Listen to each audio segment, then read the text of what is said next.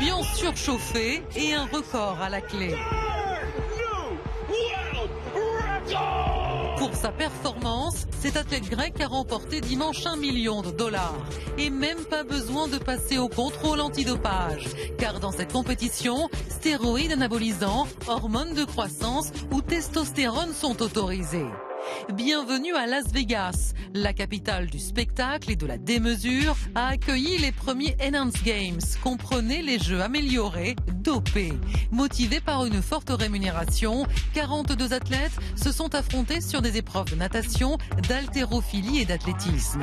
Ils ne pourront plus participer à des compétitions officielles. Parmi eux, le Français Mouhamadou Fall défend la médicalisation de la performance. Tu récupères peut-être 3 à 4 fois plus. Donc c'est incroyable. Et moi, le côté science, il me fascine. Mais depuis l'annonce du projet en 2023, le monde du sport et l'Agence mondiale antidopage en appellent à l'éthique et tirent à boulet rouge sur les Enhanced Games. C'est de la grosse merde. Je ne peux vraiment pas être emballé par ça. C'est une sorte de cirque romain. Les gladiateurs peuvent mourir à la fin et tout le monde s'en moque.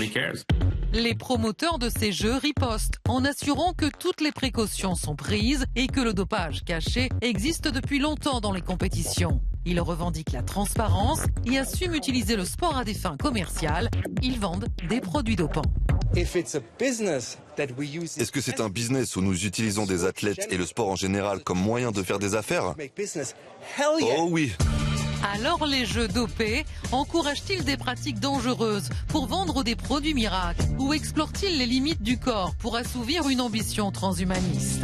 Sommes-nous prêts à tout pour vibrer le temps d'un record? Eh ben, on verra ce qu'en disent nos 3 invités. Ayodele Kwessan, bonsoir. Vous êtes athlète olympique, sprinteuse. Vous avez participé à 2 reprises aux Jeux olympiques, alors la totale respect, ceux de Pékin en 2008 et ceux de Londres en 2012. Et vous êtes également membre du collège de l'Agence française de lutte contre le dopage, l'AFLD, ce qui tombe bien par rapport à notre débat. Et selon vous, les Enhanced Games mettent en lumière la précarité dans le sport. La plupart des sportifs qui y ont participé, ils étaient 49 je crois, étaient motivés par le chèque au bout de la compète. Il faudrait mieux payer les athlètes pour éviter ce genre de dérive. À côté de vous, Isabelle Keval, philosophe, ancienne joueuse de tennis de haut niveau. Vous êtes professeure des universités à l'INSEI, spécialiste de la philosophie du sport, et vous avez écrit « Le sport, le diable au corps » et vous considérez que ces jeux augmentés interviennent dans la suite logique de l'injonction à la performance. Pour améliorer les records, tous les moyens sont employés, tous les moyens sont permis dans les limites, et elles sont floues, de la légalité. Et à côté de vous, Pierre Rondeau, bonsoir, économiste, spécialiste du sport, co-directeur de l'Observatoire du sport à la Fondation Jean Jaurès. Vous estimez que notre rapport au dopage est hypocrite et c'est tout le paradoxe du consommateur de sport. Nous voulons des figures surhumaines, admirables, à la télévision pour les voir, tout en rejetant évidemment le dopage. Et on démarre le débat avec le record du jour. Ce qu'on va appeler un record. Le nageur grec Christian Golomev a donc battu le record du monde du 50 mètres nage libre en 20 secondes, 81 centièmes à ses jeux augmentés, 7 centièmes plus vite que le record officiel. L'athlète de 32 ans a empoché 1 million de dollars. Mais cette performance ne sera pas bien sûr homologuée par les instances officielles. Pierre Rondeau, est-ce que pour autant la curiosité vous a poussé à regarder ce spectacle? La curiosité m'a poussé à regarder. J'ai observé en tout cas les chiffres d'audience sur Internet, comme c'était diffusé sur YouTube. Ils ne sont pas exceptionnels, contrairement à ce qu'on aurait pu croire. On a eu un pic à 700 000 viewers, en tout cas téléspectateurs sur Internet. Pour un événement qui se voulait international, 700 000, c'est pas beaucoup. C'est une première édition. C'est une première édition, mais j'avais eu le sentiment aussi de penser ou de croire que parce que première édition, effet de curiosité, même si elle devait se opposer à la pratique dopante et à l'usage du dopage, aurait regardé par un effet de curiosité. Et pour autant, on est à 700 000 téléspectateurs. Je trouve pas ça énorme comparativement aux Jeux Olympiques. Aux Jeux Olympiques, on est sur le milliard de téléspectateurs. Donc, même là, il y a eu un échec d'audience. Ayodele Kwessan, même question. Est-ce que vous avez regardé? Est-ce que vous pouvez comprendre aussi que certains se soient laissés tenter par 1 million dollars.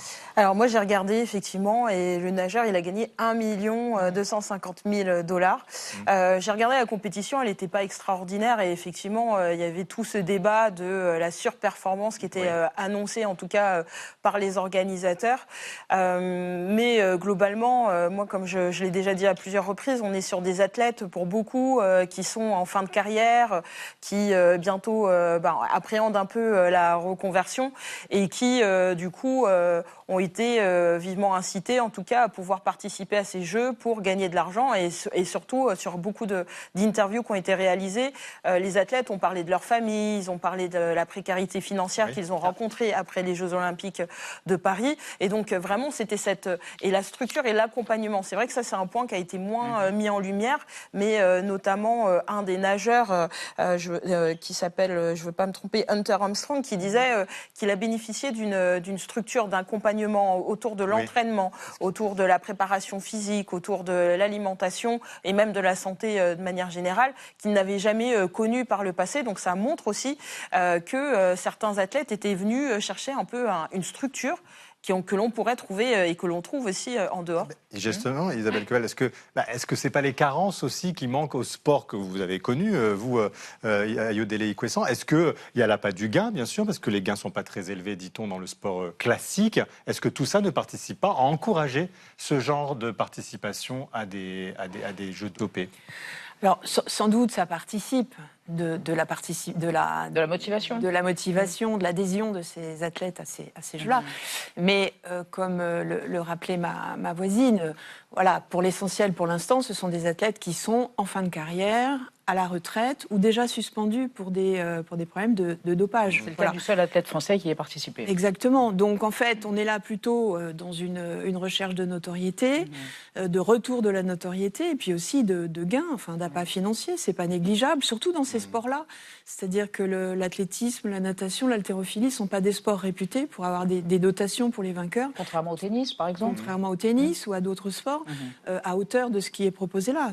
Donc c'est clairement quelque chose qui relève effectivement de l'appât du gain, d'un désir de visibilité sans doute aussi dans l'espoir de prolonger certains contrats ou de rester sur le devant de la scène pour des athlètes pour lesquels ça n'est pas le cas ou ça n'est plus le cas.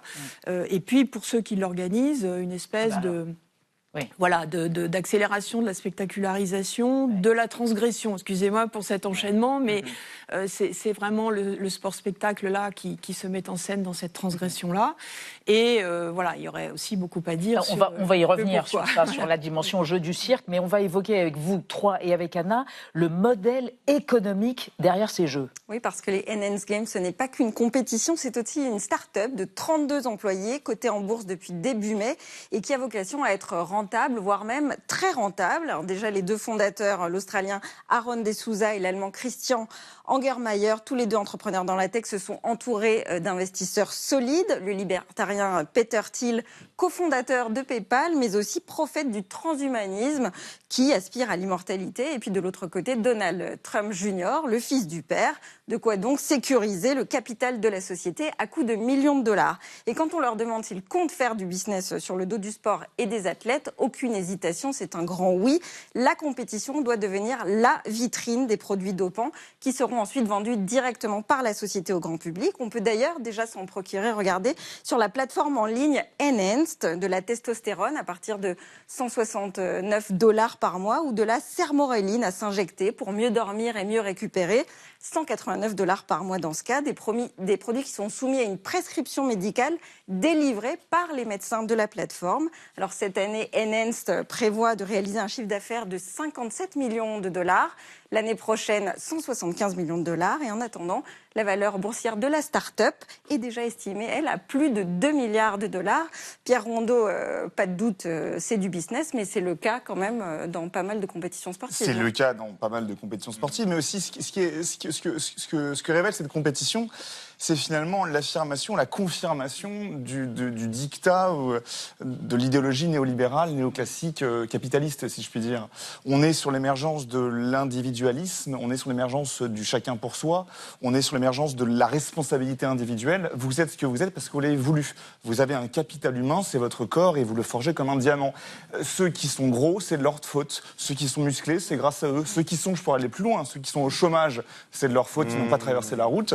Et ceux qui sont riches et qui ont un emploi ont fait l'effort de réussir, ont investi leur corps, ont payé des médicaments, sont allés en salle de sport, en salle de musculation, et se sont dopés pour s'améliorer, donc pour réussir. On est vraiment sur l'affirmation de cette idéologie néolibérale néoclassique, de la responsabilité individuelle, et il surfe là-dessus, et aujourd'hui on est vraiment sur l'idée du transhumanisme et de Peter Thiel avec la tech et toute cette émergence de ces libertariens, dans l'idée que chacun est maître de son destin, et si vous réussissez, c'est grâce à vous, et c'est pas la faute des autres. Et pas de limite à la liberté individuelle, aucune limite, Isabelle Queval. Ça, c'est l'idéologie libertarienne aussi, oui, bien sûr. Oui, sans doute, mais je crois utile peut-être de rappeler quand même ce qu'est le sport.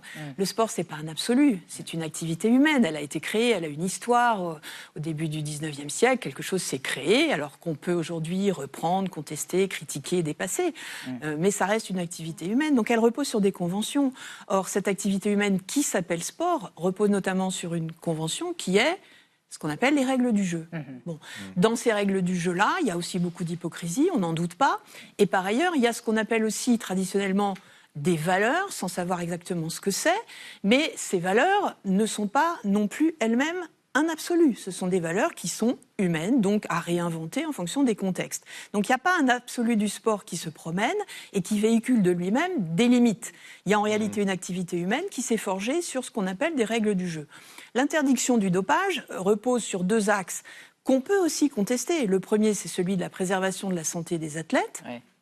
Mais d'aucuns diront que dans le sport de haut niveau, et c'est avéré, il y a déjà beaucoup de risques, il y a beaucoup de blessures, il y a beaucoup de dangers quand un cycliste descend un col à 90 km/h, c'est extrêmement dangereux. Il y a beaucoup de dégâts faits sur la jeunesse, sur la précocité, sur les enfants. Il y a des statistiques terribles pour l'obtention d'une médaille sur les athlètes blessés par ailleurs. Donc il y a ce premier point-là. Mais la deuxième hypocrisie concerne évidemment la question du dopage, puisque la question du dopage n'est pas réglée de la même manière selon les fédérations, selon les pays, selon les époques. On sait très bien qu'un certain nombre de sportifs, sans doute, passent au travers de ces règles antidopage et se dopent, on va dire, mettant aussi la suspicion sur tous les autres. Alors oui, voilà. au point que l'interdiction des produits dopants est parfois contestée. Écoutez par exemple les arguments un peu provocateurs peut-être de cet autre philosophe, Jean-Noël Missa, qui est professeur à Bruxelles, qui a beaucoup travaillé sur cette question. Le dopage n'est pas nécessairement dangereux pour la santé. Prendre de l'EPO, si on se limite à augmenter l'hématocrite à 50%, ce n'est pas nécessairement dangereux. Et je pense que le risque lié à la pratique de certaines disciplines sportives, même des disciplines comme le cyclisme, c'est extrêmement dangereux. Je pense que participer au Tour de France est plus dangereux que prendre de l'EPO sous contrôle médical. Ayodele Ikwessan, après tout, voilà, pourquoi pas un dopage encadré plutôt que sauvage. Voilà ça n'existe pas, le dopage encadré. Le principe du dopage, c'est de tricher, et c'est de tricher pour aller plus loin, pour gagner le plus de médailles, pour être plus connu, plus visible, et donc avoir de meilleurs contrats. Et donc, ça n'existe pas, le dopage encadré. Et, vous-même, vous en a proposé, pardon, des alors moi, produits, ou est-ce que vous avez... Mais du coup, ce que j'essaye de dire aussi, c'est que le dopage, c'est un espèce de chemin un peu lent dans lequel on peut tomber en fonction aussi de son entourage, en fonction aussi des principes que l'on peut avoir. Parce que généralement, quand vous commencez à faire du sport, on ne vous propose pas tout de suite de vous doper. C'est-à-dire que vous allez aller au bout de votre entraînement, de votre organisation, des performances que vous allez réaliser. Et puis, vous allez vous retrouver face à plusieurs choix.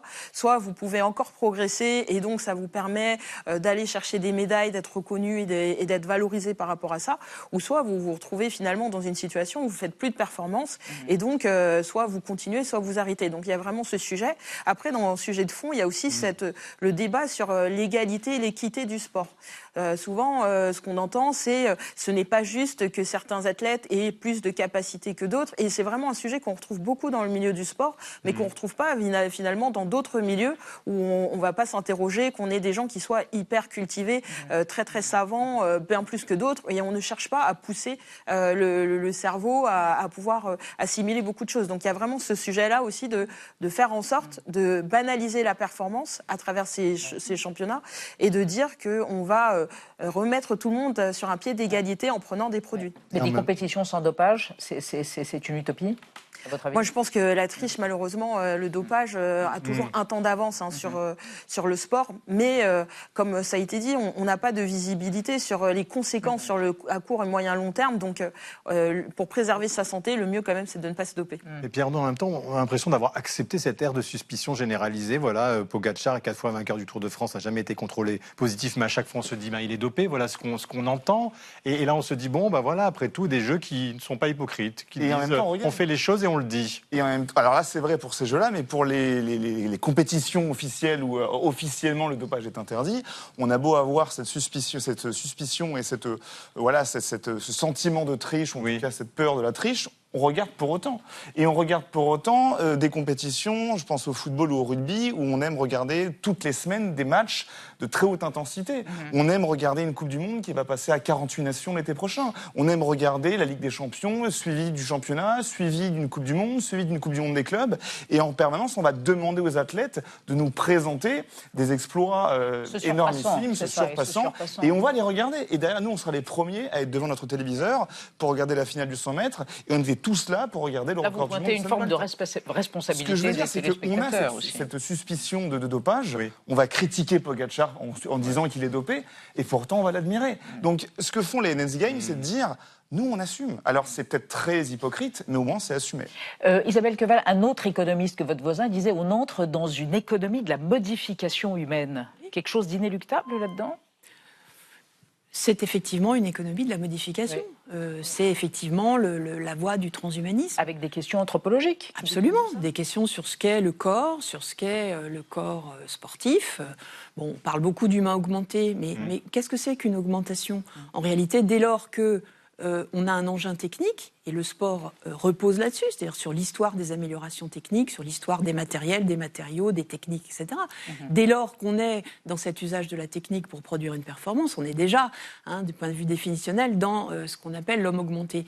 Là, on parle d'une augmentation qui peut reposer, par exemple, aussi sur des prothèses.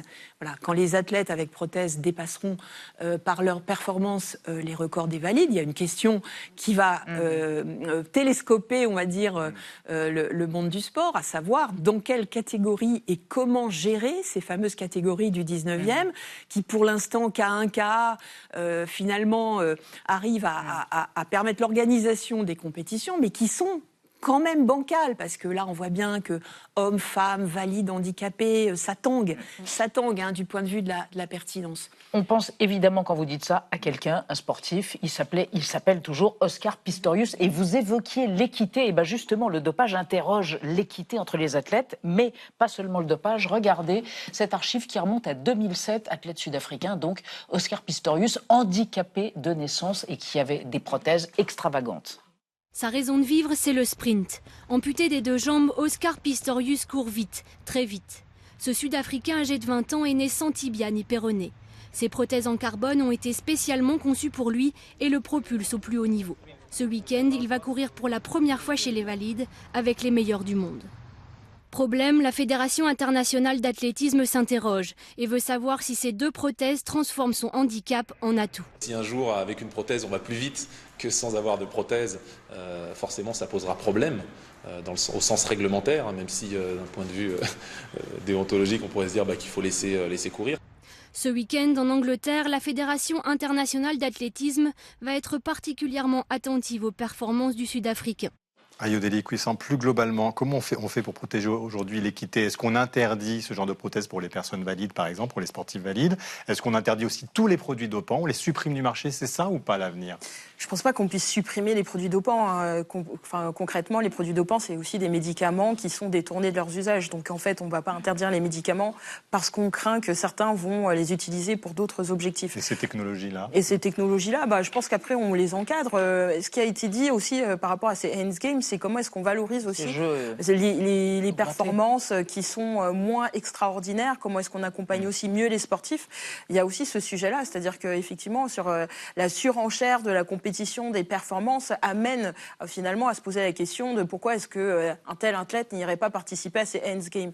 Mais si demain, on imagine qu'on est aussi dans un milieu où on valorise aussi les sportifs parce qu'ils sont engagés ou parce qu'ils partagent leur passion à d'autres, eh ben peut-être que vous allez avoir moins aussi cette bascule et moins ce recours aussi à du dopage.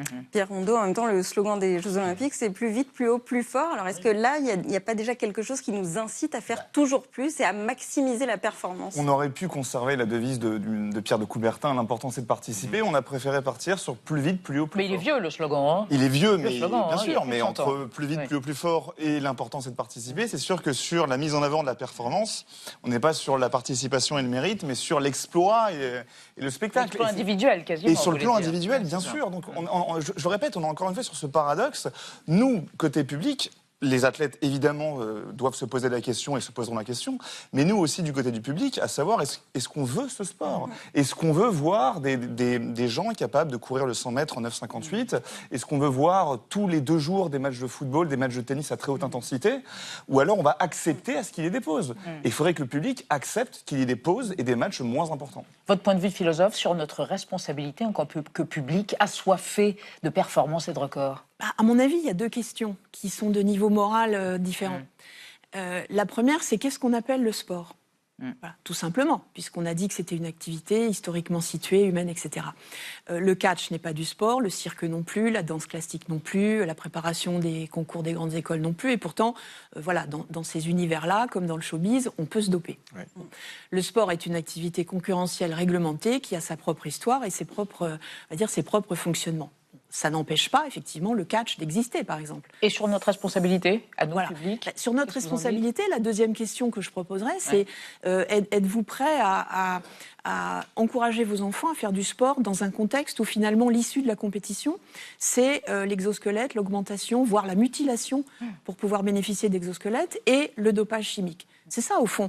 Si le sport, on veut, encore une fois, on veut on va dire, lui préserver une quelconque valeur éducative, est-ce qu'on est prêt, avec ses propres enfants ou ceux de nos proches, à ce que, finalement, l'issue soit celle-ci? Voilà. Ouais. Après, on peut dire chacun est libre de son corps. Mais la question, c'est que veut-on faire du sport? Et si un sport a encore une valeur éducative, veut-on que les enfants aillent dans cette direction-là? Oui, moi je voulais rebondir sur la responsabilité collective. Oui. En fait, cet aspect concurrentiel, plus vite, plus loin, plus fort, c'est aussi quelque chose qu'on retrouve dans d'autres secteurs. Et c'est vrai que ce débat, on l'a beaucoup dans le sport. À savoir jusqu'où est-ce qu'on salue la performance, à quel moment ça devient critique et à quel moment c'est humainement soutenable. Mais quand vous passez un grand concours d'école d'ingénieurs, vous allez potentiellement vous doper pour réussir ce concours. Donc c'est aussi le sujet de la méritocratie tel qu'il est défini, on va dire, dans nos sociétés. Et comment est-ce qu'on valorise finalement aussi des échecs, entre guillemets, parce que c'est pas parce que vous allez rater un concours ou une compétition que la préparation, l'entraînement ne représente rien et ne vous a rien apporté. Et sur ces Hands Games, ce qu'on voit aussi, c'est que finalement, le dopage ne remplace pas ni le travail, ni la motivation, ni quoi que ce soit. Et donc, bien sûr que si vous prenez des produits, peut-être que vous allez aller un peu plus vite. Mais si vous êtes un homme et que vous courez en 11 secondes, il n'y a aucune chance que vous battiez le record du monde du Usain Bolt, même avec tous les produits du monde. Merci, c'est QFD. Merci à tous les trois, c'était passionnant. Merci d'avoir accepté de débattre autour de ces jeux augmentés.